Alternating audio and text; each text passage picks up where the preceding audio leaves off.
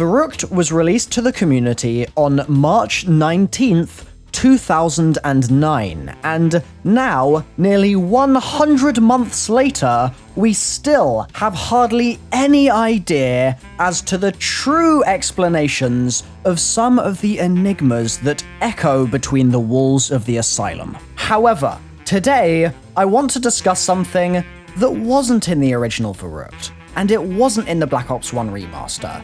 It's only there in Zombies Chronicles, and it's hella weird. I want to quickly say thank you to Mr. Zombies Clutch for giving me a heads up about this, and I'd like to also ask you guys the following question.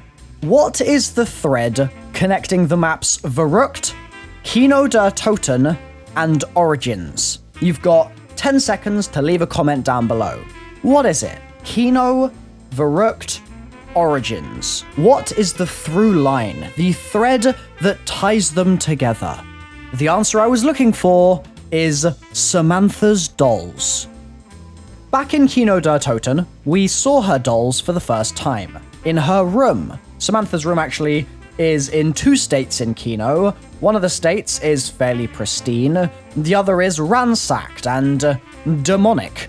In the pristine version, we see some kind of playset of Samantha's, and on that playset lie 4 dolls, each of which corresponds to one of our 4 heroes. Then, when we fast forward into the Blundellverse, we see the dolls again in Origins, once more in Samantha's room, and this time she's actually playing with them. There are additions to the doll collection here. There are now dolls for the transit crew, and for a suspicious-looking zombie from Mob of the Dead, amongst others. Fast forwarding even further into the Blundellverse, and we're getting pretty deep here, we're actually going post-Black Ops 3, we see the music video for Zombies Chronicles, the story trailer if you will, and in that very trailer, what do we see? Those very same dolls making a reappearance. The Panzer, for example, is in there. Samantha is holding the dolls at one point. In fact, when she gets taken by this mysterious spirit from seemingly beyond the window that MAXIS has been furiously telling the children to make sure is locked throughout not only Black Ops 3, but ever since, in fact, Origins released in August of 2013, around about 4 years ago. When that happens, we see the dolls once more, and they're fractured and broken, shifted slightly, wrenched from their rightful place. Okay, I'm quoting the Shadow Man at this point, but the dolls are there, and they're no longer in their normal state. And if we fast forward even further to the present day, to Verrückt, what do we see? Not 1.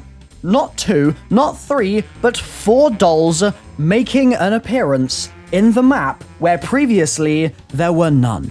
And not only are they there, but it's a really weird selection of them as well, because you've got double Richtofen and double Mob of the Dead zombie. So, you are probably wondering, what the hell is going on? And to be honest, you're not alone, because I certainly am as well.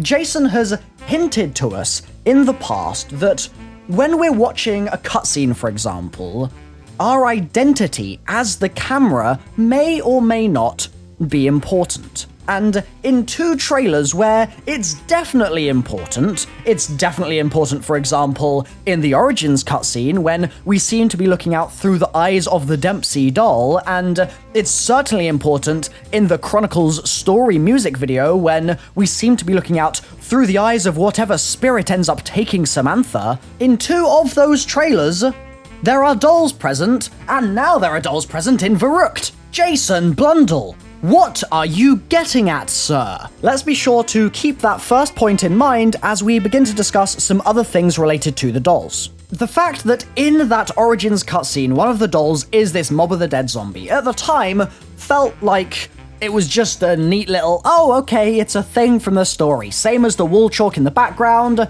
same as the golden rod being in there, like those sorts of things just felt like neat bits of fan service. But now, we're starting to see that certain things that Blundell included in that room, in that cutscene, have more significance than we really were aware of in the first place. I mean, Victis are a good example of that, because we thought that their story was pretty much done and dusted, and they'd been included in that cutscene as a bit of a meme, I suppose, but it turns out now, through the comic and through the timeline, that they've been pretty important. They've been busy people over the last couple of years of the zombie storyline unfolding. In fact, they secured the Chronorium Verrückt. Their blood sequence was vital.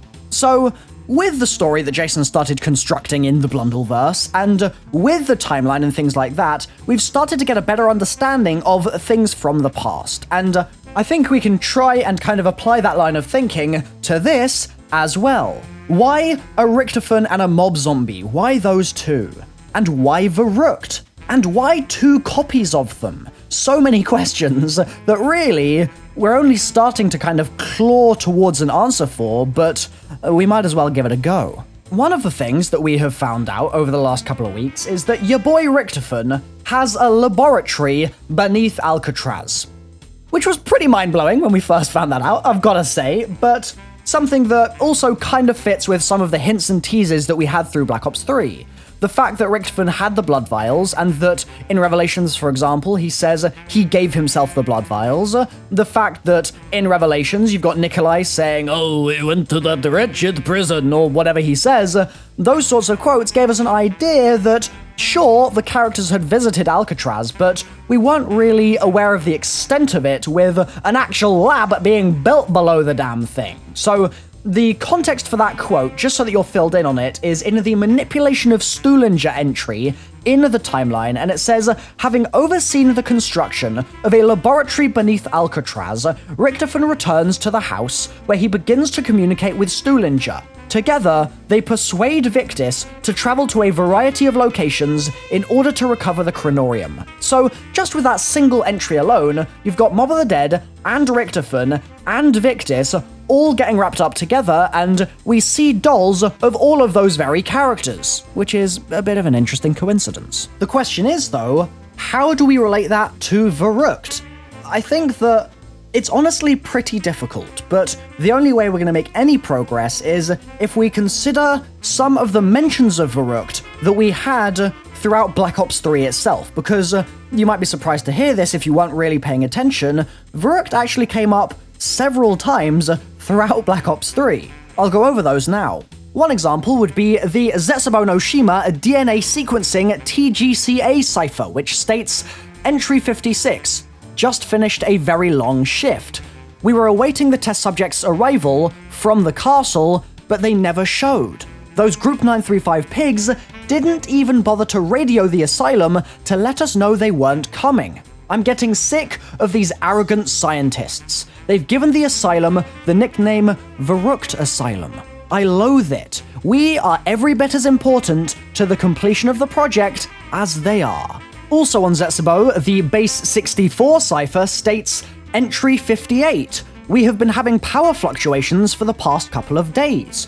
Consequently, we've had to rely more and more on the backup generators. It's strange. Ever since we have been having issues with the power, people are reporting hearing voices coming from the walls. They say they can hear quiet sobbing from a boy and a girl, as well as a man shouting for children to close the windows. I've not heard the voices, but I have to admit, something feels different about this place. So now, we have not only this through line of the dolls, but a further through line of the shouting from Maxis for the children to close the windows. We go to the Origins cutscene, the window is open, and Maxis tells them to lock the window before they come down to the basement. Then, we switch over to the Chronicles trailer, and once again, the window is open, and Samantha ends up coming a cropper because of it, and then returns into the room. The dolls are broken, and, I mean, you could even argue, you could go a little further and say that when Samantha is removed from Maxis, and then is returned to him, and is screaming his name afterwards, and Maxis laments, saying, "What have I done?" All of that could easily be wrapped up in this as well. And so, you begin to get a kind of a crude picture of something going on here. Something. But just exactly what that something is so difficult to discern. I mean,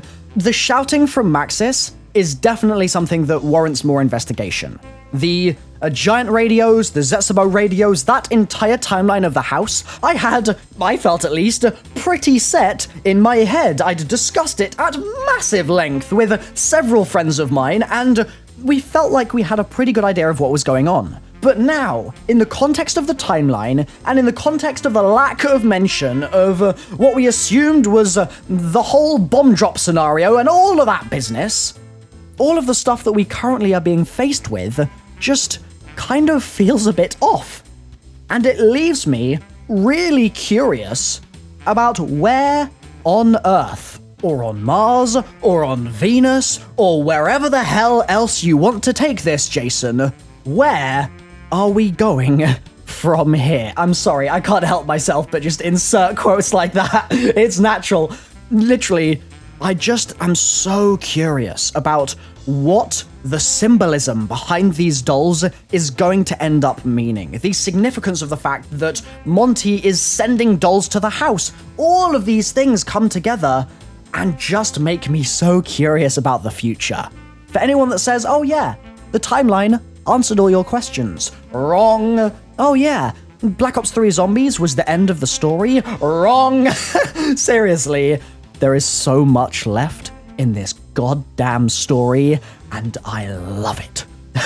So, I've been MrRoflWaffles. This has very much been an early Black Ops 3 style video from me, like Shadows of Evil and Der Eisendrache era, and if you want to see more of these videos returning where I basically rant and ramble for 10 minutes about what the hell is bubbling around in my head at any given time, then let me know by supporting the video with a like, a comment, a share, that sort of thing, and I'll hopefully see you next time for another vid. Bye-bye.